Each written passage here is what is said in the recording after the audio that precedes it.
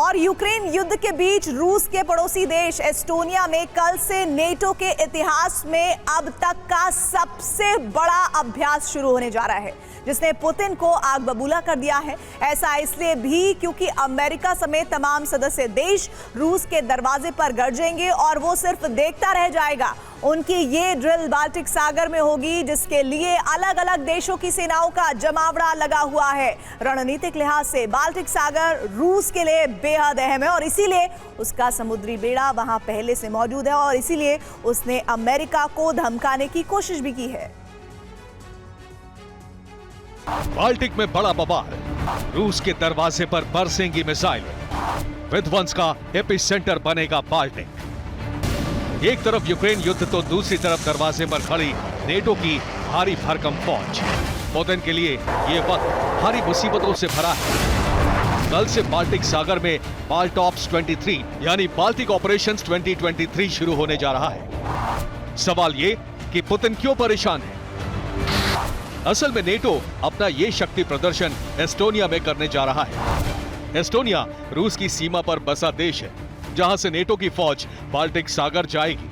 Baltic सागर में रूस की नौसेना का लंबा चौड़ा बेड़ा भी तैनात रहता है। मतलब कहने के लिए तो ये ड्रिल एस्टोनिया में होगी, लेकिन इस ड्रिल का असली मकसद रूस को कड़ा संदेश देना है। नेटो के इतिहास में अब तक के सबसे बड़े नौसैनिक अभ्यास में 19 सदस्य देश अपना दमखम एक साथ दिखाएंगे। इनमें पहली बार मेंबर के तौर पर फिनलैंड शामिल होगा। अमेरिका, यूके, तुर्की, स्वीडन और पोलैंड होंगे। इनके अलावा इटली, जर्मनी, फ्रांस और डेनमार्क भी रहेंगे। साथ ही स्पेन, लिथुआनिया, लातविया और नॉर्वे के भी नाम हैं। इस भारी भरकम अभ्यास में 30 युद्धपोत और 3700 सैनिक हिस्सा लेंगे। बाल्टिक सागर में बाल्टॉप्स नाम से ये अभ्यास 1972 में शुरू हुआ था। बाल्टिक क्षेत्र में इसका मकसद नेटो देशों को थल, जल और नभ की लड़ाई में ट्रेंड करना है, जिसकी अगुवाई अमेरिकी नौसेना का छठा बेड़ा करता है। इस बार भी बाल्टिक सागर में शुरू होने वाले इस दंगल में यूएसएस माउंट विटनी ही सबसे बड़ा शिप है। 16 जून तक चलने वाले इस महाअभियान से पूरा बाल्टिक सागर थर्रा उठेगा। वहीं बाल्टिक सागर जहां पुतिन ने भी अपना बेड़ा उतार रखा है। ऐसे में जब इन देशों के एस्टोनिया में इकट्ठे होने का पता चला तो रूस ने भी अपना रंग दिखाने में देर नहीं लगाई। पुतिन की बाल्टिक फ्लीट के फाइटरों ने शुक्रवार को अपने अहम ठिकाने कैलिनिनग्राड में दुश्मनों को तबाह करने की प्रैक्टिस की और बमों की बारिश कर दी गई। यानी नेटो अपनी शक्ति दिखाए, इससे पहले ही व्लादिमीर पुतिन ने अपने इरादे साफ कर दिए। अपने इस मिशन में रूस ने खास तौर से बम बरसाने की ताकत का जोरदार अभ्यास किया। जमीन पर लड़ रहे सैनिकों को वायुसेना कैसे सपोर्ट करेगी, इसके लिए भी ड्रिल की गई। असल में कैलिनिनग्राड नेटो के सदस्य पोलैंड और लिथुआनिया की सीमा के पास है। रूस की बाल्टिक फ्लीट के लिए कैलिनिनग्राड ही अहम बेस है। वहां पुतिन के मिसाइलों का जखीरा हर वक्त मौजूद रहता है और यही वो बेस है जहां से नेटो में शामिल सेंट्रल और पूर्वी यूरोप के देशों को सीधा निशाना बनाया जा सकता है।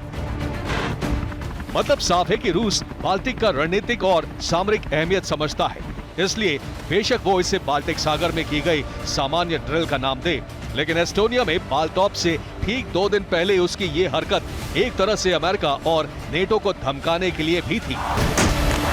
ये बताने के लिए थी कि उसे हल्के में लेने की कोई कोशिश ना करे।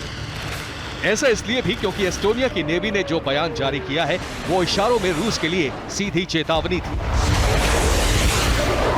इस साल बाल्टिक का अभ्यास हमारे लिए ऐतिहासिक है, क्योंकि एस्टोनिया की धरती पर आज तक इतनी बड़ी संख्या में नेटो की नौसेना का जमावड़ा नहीं लगा था। सदस्य देशों का यह अभ्यास एस्टोनिया और बाल्टिक सागर इलाके की सुरक्षा के लिए उनकी प्रतिबद्धता दिखाता है। हालांकि रूस ने जिस तरह से अपना रौद्र रूप और सेना के जरिए ट्रेलर दिखाया, उससे साफ संकेत है कि अगर उसके इलाके में कोई घुसने की कोशिश करेगा तो वो किसी को बख्शने वाला नहीं है। Bureau report, TV9 Bharat.